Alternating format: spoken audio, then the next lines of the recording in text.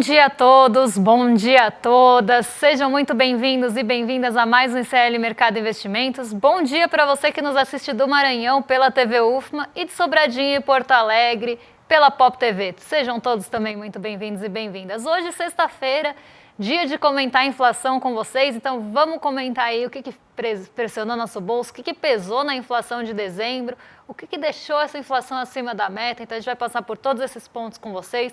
Vamos falar também da consultoria internacional que descartou ou colocou ali o Brasil como um possível país que vai dar a volta por cima em 2025, descartando o risco fiscal.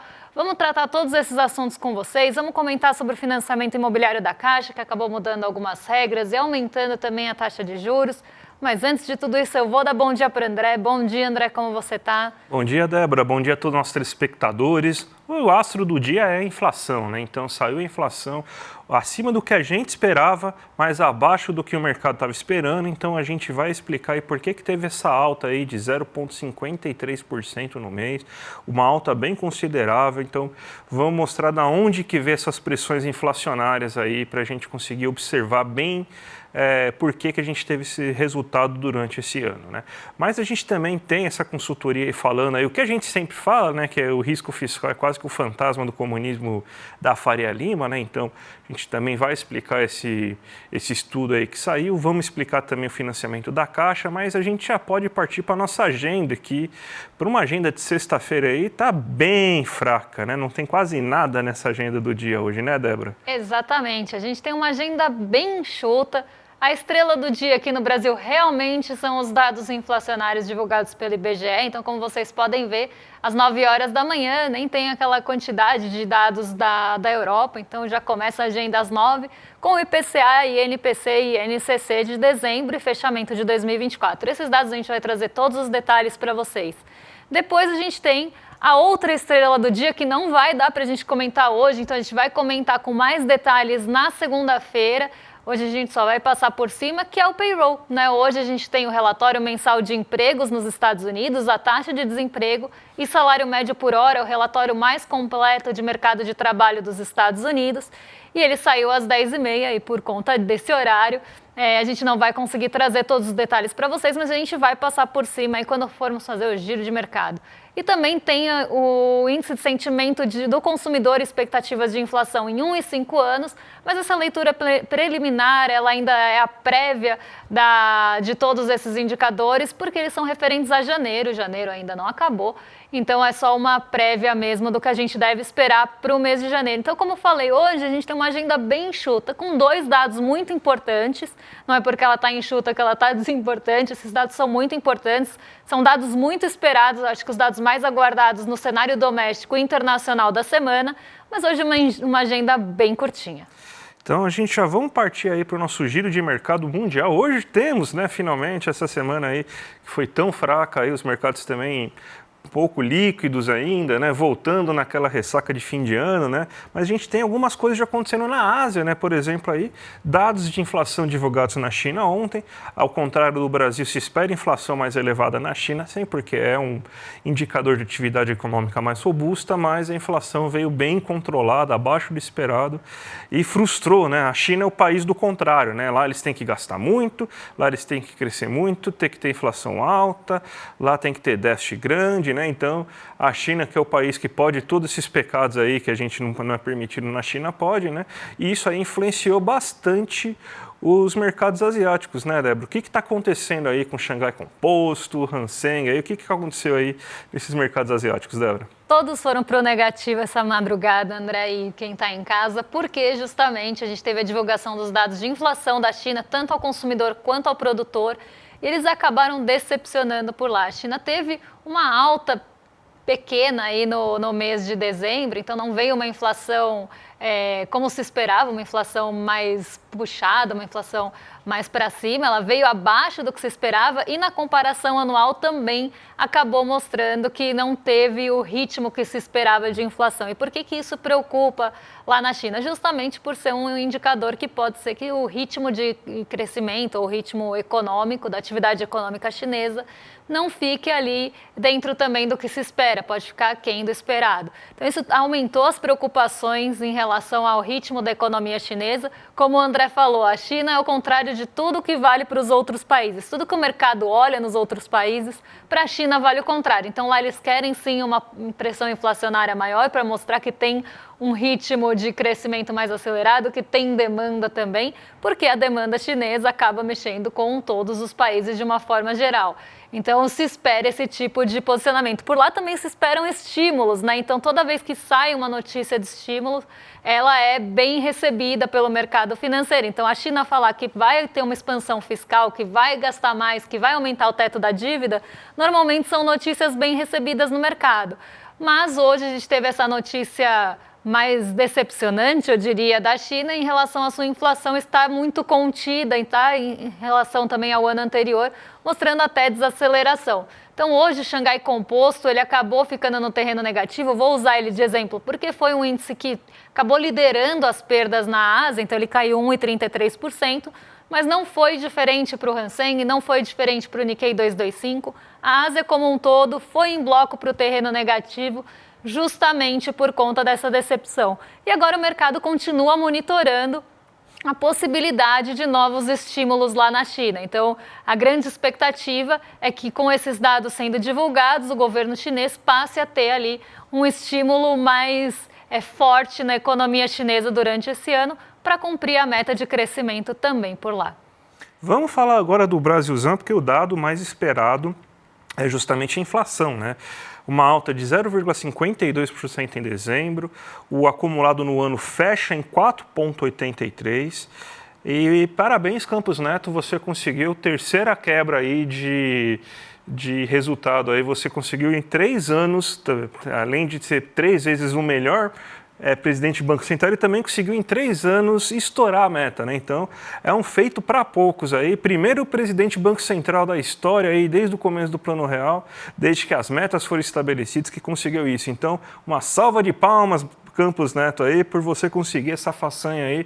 É para poucos mesmo assim conseguir entregar 3 anos aí a inflação acima da meta, né? Mas vamos ver então, começar a analisar essa inflação aí, tintim por tintim aqui, o que aconteceu.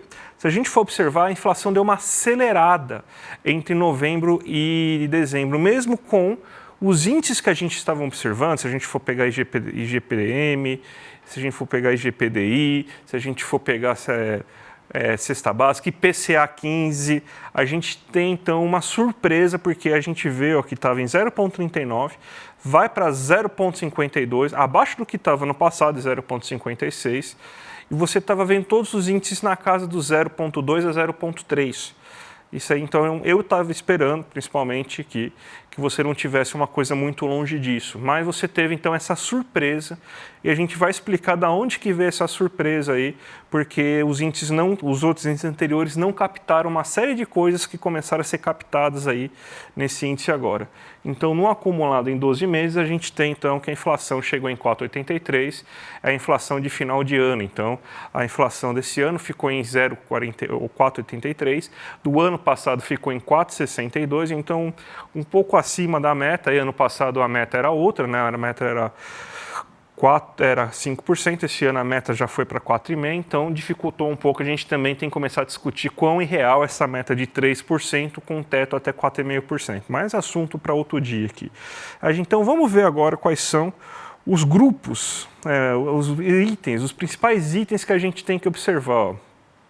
Se a gente for pegar na questão dos alimentos, a gente vê a mesma sazonalidade que a gente já estava aí esperando nesse momento.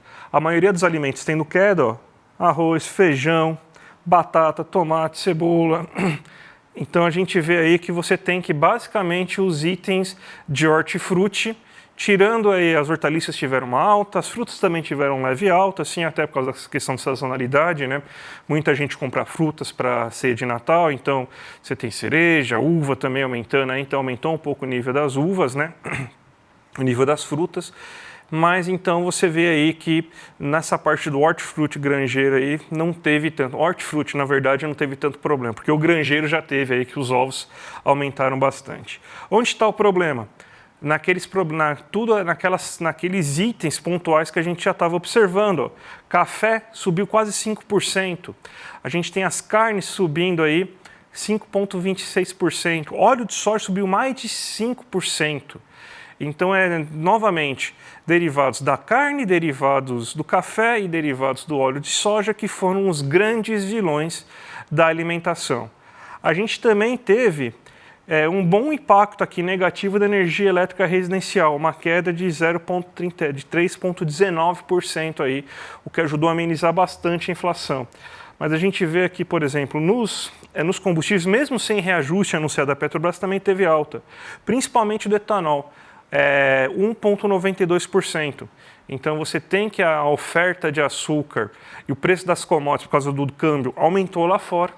O mercado fica mais desabastecido porque o usineiro de cana-de-açúcar, ele prefere fazer açúcar para vender para fora do país do que para fazer etanol, porque a escolha é sempre, vou fazer açúcar para vender para fora ou vou fazer etanol para ficar aqui dentro do país. Por causa do dólar e o preço internacional do açúcar, ele preferiu fazer açúcar e vender para fora, então por isso que o etanol se eleva tanto aí nesse momento.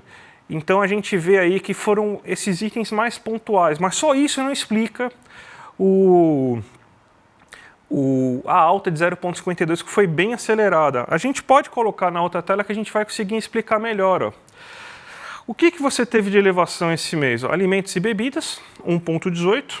A gente teve vestuários, 1,14. Despesas pessoais, 0,62. E transporte, 0,67.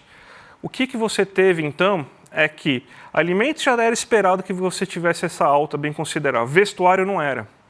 Aliás, até era, porque tem a questão de sazonalidade. A gente esqueceu aí de colocar na equação, na hora que a gente for fazer a previsão, de que existe a sazonalidade de fim de ano. E esse ano, diferente dos outros, a gente teve um comércio bem volumoso, bem aquecido, então você pôde, nesse ano diferente dos outros, você pôde aumentar o preço das coisas em dezembro, como costuma acontecer. Então, a gente vê muito vestuário, eletrodoméstico subindo bastante o preço, alimentação fora de casa subindo bastante o preço, a gente vê muitos itens de lazer que estão aqui nessas despesas pessoais subindo bastante o preço. Então, a gente vê aí que é muito do lazer e das compras de fim de ano que fizeram com que a inflação se elevasse bastante esse ano. A gente até pode colocar o próximo aqui, que vai mostrar os grupos, para a gente ver aí da onde que veio. E só como o lazer foi bem acima, 0,98% o lazer, fechando o ano em 5,37. O brasileiro procurou mais itens de lazer esse ano e isso é natural, né? Que acabe aumentando o preço das coisas, dos itens de lazer. Lembrando que essa aqui é o que eu chamo de inflação boa, porque a inflação do lazer é o salário do garçom que te atende, do cabeleireiro que corta seu cabelo, da manicure que cuida da sua unha, é o salário do dono do barzinho, é o dono do restaurante, é o salário da pessoa que trabalha com lazer. Então, isso aqui é basicamente, o custo do lazer é basicamente salário. Então, se aumentou o preço do lazer, isso daí está aumentando, isso daí significa que aumentou a renda das pessoas que trabalham com isso. E é aqui que a Selic até afeta. Então, a gente pode ver que provavelmente vai ser afetado aqui, muita parte vai ser afetada aqui dessa alta da Selic aí, quando você tiver isso, quando você tiver os efeitos, que demoram geralmente de 6 a 9 meses para os efeitos da Selic realmente ter algum efeito aí na economia. A gente vê que os boletos tiveram até queda, muito puxada pelo preço da energia elétrica, fechou o ano em 4,71 os boletos, ou seja, a variação dos boletos foi menor do que a inflação oficial registrada, que foi de 4,83. A gente tem aqui que o mercado subiu muito, mas porque foi puxado pelo açougue, ó, que subiu 0,97, lembrando que subiu 0,52% a inflação no geral, o mercado ficou quase em 7%, 6,89%. A feira conseguiu, que a feira foi o grande vilão no primeiro semestre, reverteu e agora ela tem até uma quedinha aqui no acumulado 12 meses de 0,69, com uma queda de 1,71 esse mês, e as carnes acabaram se tornando a grande vilã esse ano. Aumento de 4% só nesse mês, e lembrando que esse aumento da carne está vindo assim só nesses últimos 3, 4 meses, e já está chegando em 14,19%. Então, para fazer um resumo, que eu acho que eu falei muito aqui, Débora, mas tudo bem, porque o assunto é complexo mesmo, acho que é de interesse de todo mundo, inflação inclusive é polêmica, deve estar todo mundo aí já falando aí alguma coisinha em relação a isso, né? O que aconteceu esse mês? A gente teve lazer, sazonalidade de fim de ano e alguns alimentos específicos, e isso fez com que a inflação fechasse em 0,52% nesse mês aí de dezembro, fazendo com que o resultado no ano chegasse em 4,82%. E um ponto que a gente não pode esquecer nunca é que a Selic vai atuar ali no lazer, mas não vai atuar no açougue. Então a carne vai continuar ficando cara, o mercado vai continuar ficando ali acelerado, porque não tem uma resposta à Selic justamente nesses pontos de pressão inflacionária. A Selic vai atuar ali. Na média, isso pode até baixar a inflação, porque o IPCA é uma composição de ponderação e médias aí. Mas o açougue vai continuar pressionando o bolso, o mercado vai continuar pressionando o bolso. Então a gente precisa entender isso para também ver se a Selic, o aumento da Selic é efetivo ou não de fato nesse controle inflacionário. Mas vamos falar de onde a Selic pode afetar e que já está afetando, que é justamente no crédito, né? A gente sempre fala aqui para vocês que um aumento da taxa de juros, o aumento da taxa básica de juros do Brasil, acaba aumentando custos de crédito de uma forma geral, tanto para as empresas quanto para as pessoas físicas. E esse crédito também fica mais enxuto, fica menos disponível para as pessoas, porque com uma taxa mais alta também se prevê maior inadimplência.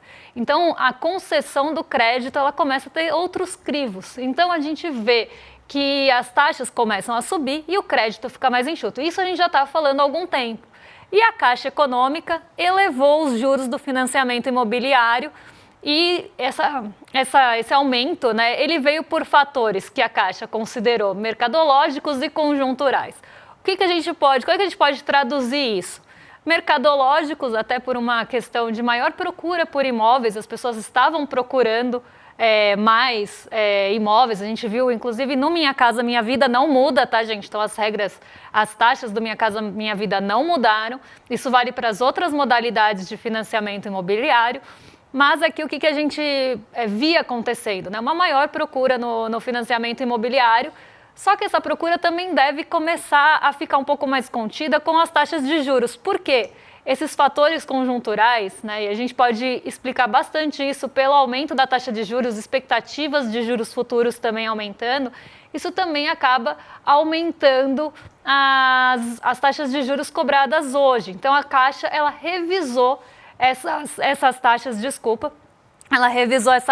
para cima. Isso deve dificultar o acesso ao financiamento, porque vai encarecer o financiamento. Então, vamos ver aqui o que mudou de fato, né, como era e o que ficou de novidade aí. Essas mudanças, elas já tinham acontecido no ano passado, tá? No fim do ano passado, a Caixa já tinha feito algumas mudanças no financiamento imobiliário, no limite dos empréstimos feitos com o SBPE, né, que é o Sistema Brasileiro... agora esqueci o que é o PEI especiais, gente, eu esqueci, que é o financiamento mais comum aí. Né? Então, passou a financiar a compra e a construção individual de imóveis com valor de avaliação ou de compra e venda limitado a 1,5 milhão, e antes não tinha limite para fazer o financiamento pelo SBPE. E também teve a redução das cotas de financiamento. O banco passou a financiar 70% do valor do imóvel pelo saque, que até então poderia ser aí de 80%. Pelo price, né, que são as duas formas de amortização do empréstimo, a constante e a price, ela passa a ser aí 50% do valor de imóvel e antes era 70%. Então você precisa dar uma entrada maior no seu imóvel para conseguir financiar hoje em dia. E também tem o limite aí dos empréstimos até 1,5 milhão pela SBPE. Mas não é só isso. Essa mudança veio no ano passado. Então isso já estava vigente. Agora a gente tem o aumento da taxa de juros. Então vamos ver o que mudou também desse aumento. Como era a taxa de juros até o comecinho desse ano? A linha de crédito corrigida pela TR, né, a taxa referencial, mais 8,99. E agora, mais 8,99 a 9,99. Agora é TR mais 10,99 a 11,49, podendo chegar ali para esses imóveis até 1,5 milhão, então pela SBPE, e podendo chegar aí até 12% ao ano se forem em valores superiores a 1,5 milhão. Então a gente vê que as taxas de juros estão maiores do que estavam no ano passado. Por quê? Porque as taxas básicas elas estão subindo, as expectativas para o futuro também. Então isso acaba impactando as taxas de juros como um todo. E por isso que a gente fala que esse aumento da Selic, ele mexe nos custos de crédito, não só realmente para pessoas jurídicas, se a gente for pensar nas empresas, isso vai dificultar também esse lado da produção, vai dificultar também esse lado das expectativas, mas para nós aqui, pessoas físicas, também vai encarecer os custos de crédito. Os outros bancos a gente já estava vendo essa taxa de juros subindo, mas agora a taxa também fez essa revisão. E a gente trouxe aqui uma simulação para vocês, para a gente entender, de fato, o que muda? Essa simulação é do G1, tá? Não sei se vai dar para ler, porque ficou pequenininho, então eu vou resumir aqui para vocês. Como era antes? Com uma taxa de 10,16, a primeira prestação ficaria em R$ 5.554,80 e a última prestação, pelo sistema de amortização constante, o sistema SAC, a última prestação chegaria em R$ 1.425,13, com o custo total aí de um imóvel financiado em R$ 1.278.740. Como fica agora? A taxa de 10,76, uma diferença de 0,6 ponto percentual. Primeira prestação fica 5.835, a última fica 4.225,76, não muda muito. E o valor total no final ali fica 59 mil mais caro, o valor aí de 1.338.000. Pela Price, né, a Price ela acaba normalmente financiando imóveis até mais caros, ela tem algumas limitações, você precisa dar mais entrada, mas como era? A taxa de 10,16 que iria para 10,76 e no final, não vou nem falar muito das parcelas aqui, porque na Price isso faz menos diferença, mas aqui o custo total ficaria em 1.574.743 e depois do aumento da taxa, 1.699.118. Então isso dá uma diferença aí de R$ 1.425. Então aqui, né, a gente vê que vai ter um impacto também lá no final, né, aqui na verdade vai ter um impacto no final, inclusive tem simulações que mostram um impacto ainda maior, tá? Um impacto de R$100 mil lá no valor total, justamente porque a taxa fica mais alta. Aqui é a modalidade de poupança, a Caixa tem uma outra modalidade que fica ainda maior, essa diferença da taxa anterior para a taxa nova. Então aqui a gente vê que isso já está começando sim a impactar no bolso, então os custos de crédito também já estão dificultando tanto o acesso, porque não só você vai ter que dar uma entrada maior já pelas regras do ano passado, uma entrada maior, como agora também a taxa vai ficar mais alta. E aí a gente começa a ver a taxa de juros realmente sufocando alguns pontos que estavam mais aquecidos, né? Então, a taxa de juros vai cumprir ali a taxa de juros mais alta vai cumprir o que o mercado gostaria, né? Sufocar lazer, sufocar ali as coisas que vêm, talvez aí um aumento via crédito, né? Porque você enxuga o crédito. Então, está aí um dos reflexos da taxa de juros, que não é melhorar o preço da carne nem a inflação, mas sufocar alguns setores urbanos da nossa economia. E tudo isso graças a um risco fiscal que eles estão alegando e que, inclusive, uma consultoria aqui, é de Hong Kong, se eu não me engano, qual que é o nome da consultoria? Gavical Research. Fala aí que o risco fiscal é bem ameno, que quase não existe risco fiscal, né? E que basicamente o problema da dívida bruta brasileira é que ela está aumentando, porque está aumentando a taxa de juros. Nossa, descobriram um ouro, né? Para quem vê o nosso programa aqui há tanto tempo, já sabe aí que a gente está falando aí que a dívida líquida está estável, porque a gente está conseguindo sempre um resultado fiscal bem equilibrado. Não estou nem entrando no mérito se isso é bom ou ruim, né? A gente é contra essa política mais austera, acho que podia gastar mais aí, conseguir gerar melhores resultados, mas na lógica do mercado isso aí é bom, né, para eles, mas mesmo assim eles escolheram outro medidor aí fiscal aí agora, a dívida bruta, e aumenta essa dívida bruta porque aumenta a taxa Selic. Então, a gente está com risco fiscal muito elevado, então tem que aumentar a Selic aí como prêmio. Mas aumentar a Selic vai aumentar a dívida bruta. Daí vem aquele círculo vicioso e é justamente o que está alegando, né, essa consultoria aí. E está sendo bem menos alarmista, falando aí que Você tem, então, um belo cenário para crescimento econômico nesse próximo ano, que você tem que a questão fiscal ela é bem relevante aí se pensar no resto dos outros indicadores macroeconômicos, né? Basicamente, o copia e cola de tudo que a gente fala, né, Débora? Exatamente. Quem assiste a gente aqui todo dia já sabe que olhar a dívida bruta não é a melhor forma de ver o risco país, né? Até porque a dívida bruta tem custos de juros, custos de dívida, e não é a melhor forma para se justificar que está aumentando o risco país e que precisa, por isso, de mais juros. Porque senão a gente tem aumento de juros que vai alimentar o aumento da dívida bruta. Mas como a dívida líquida está um pouco mais estável, o mercado precisa de uma outra desculpinha para justificar o seu risco fiscal que só existe aí na cabeça deles. Débora, você viu hoje o N1? Viu o N1. Nossa, quanta novidade, hein, gente? Olha... programa novo aí da Juliana Baroni, você tem aí o Rodrigo Viana pegando também programação nova aí, mudanças no Desperta, muita coisa nova aconteceu. 2024 foi um ano de muito desafio, a gente cresceu muito aí, a gente teve que basicamente aí defender nossa democracia mais um pouco, e 2025 já começa acalorado, né, porque a gente já tem o Zuckerberg entrando aí na dança aí da ultra extrema-direita, então vai ser um ano complicado, mas a gente está aqui pronto, preparado aí, a gente não vai se calar com essas injustiças. Então a gente hoje está chamando vocês para fazer parte aí, para lutar com a gente nesse ano de 2025. Ó. A gente tem então agora a nossa própria rede social, para um ambiente sem ódio aí, que o Eduardo já explicou muito melhor o que estava acontecendo aí. Para quem se inscrever aí hoje, vai ter um monte de produto aqui, ó. Essa canequinha aqui que vocês vão receber, eu vou até deixar meu tablet aqui do lado, ó. Tem essa canequinha aqui.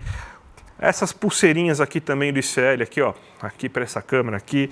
Tem um monte de livro, ó. Eduardo Moreira, Primeira Intenção, a gente tem aqui o Paradoxo da Escolha, a gente tem o livro do Gessé Souza, aí, O Pobre de Direito, então um monte de brinde. Quer aproveitar tudo isso, gente? Vira membro solidário a partir desse dia de hoje aí, aquele que é o membro que você ajuda a dar uma bolsa também para uma outra pessoa, então acesse o icl.com.br aí e a gente vai até passar um vídeo aí para vocês verem aí tudo que a gente estava falando, gente.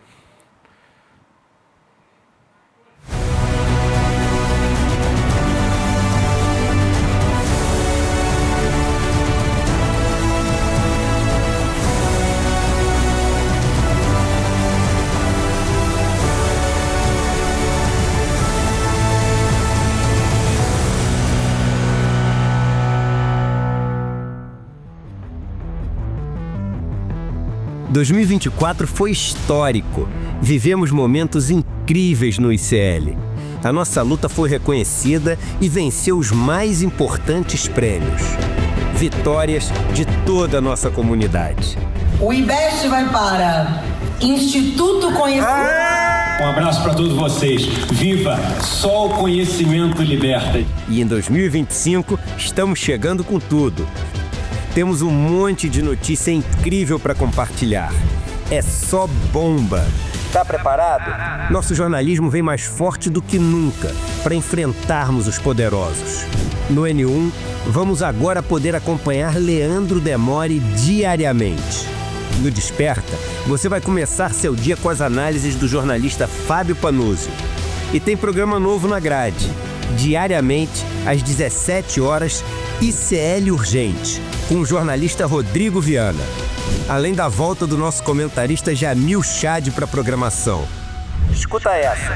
Vem aí também o primeiro podcast investigativo do ICL, com Juliana Dalpiva e Igor Melo. E tem novidades na área de entretenimento também. ICL Tank, o nosso primeiro reality show vai estrear. Chegou a hora de conhecermos quem são os empreendedores que estão mudando o Brasil e que vão receber R$1,5 milhão em investimentos. Em 2025, mais do que nunca, precisamos conversar. Vem aí o novo programa de debate feito por mulheres para toda a nossa comunidade. Em 2025, o despertar vai ser maior ainda. Vamos fazer um encontro inesquecível de toda a nossa comunidade CL. E vamos levar educação de qualidade para ainda mais pessoas. Mais cursos no ICL, mais séries e mais filmes incríveis. Sempre com os nomes de maior reputação do Brasil e do mundo. Hello, my name is Miriam Maymay Ali. I am the eldest child of boxing legend Muhammad Ali. A primeira turma da pós-ICL vai começar as aulas e já estamos preparando os novos cursos. Vem aí também uma novidade incrível para a turma que gosta do mundo dos esportes. Well, welcome everybody. My name is Mark Allen. Em 2025, a revolução continua. O canal mais confiável do Brasil segue a passos largos para se tornar também o maior. Lute com o ICL. Faça parte da comunidade mais corajosa do Brasil. É muita coisa mesmo. Então, gente, já aproveita aqui e faça parte aí do ICL, icl.com.br. Aproveite os brindes que a gente está disponibilizando hoje aí. Acesse icl.com.br e vamos lá ajudar a gente nessa luta de 2025, Débora. Vamos lutar com a gente. Para os rolezeiros que já estão ansiosos aqui no chat desde as 11h27, perguntando cadê o rolê, calma. Agora a gente entrega para nossos vizinhos de cima, então agora com William Deluca e Guga Noblar, vocês estão em mais que excelente companhia. A gente se despede por aqui, segunda-feira a gente está de volta para trazer os principais pontos da economia, dos mercados, o que mexe com o seu bolso.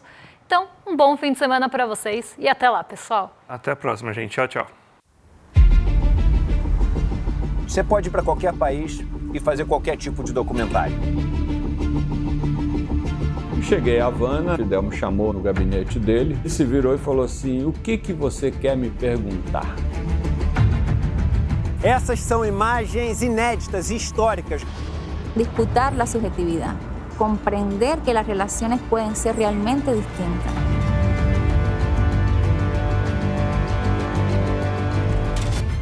Siempre se habla de los que se van de Cuba, pero no se habla de la mayoría, que son los que se quedan viviendo en Cuba. Porque nosotros tenemos una cultura de la resistencia y de la emancipación, pero hemos generado una cultura de la solidaridad. ¡Patria o muerte! El verdadero revolucionario tiene que tener una gran capacidad para amar, porque si no tienes esa capacidad para amar, tú no puedes entregar tu vida a una causa. Un 30% de las medidas que Estados Unidos impone a Cuba se le impone a cualquier país latinoamericano y no hay gobierno que aguante.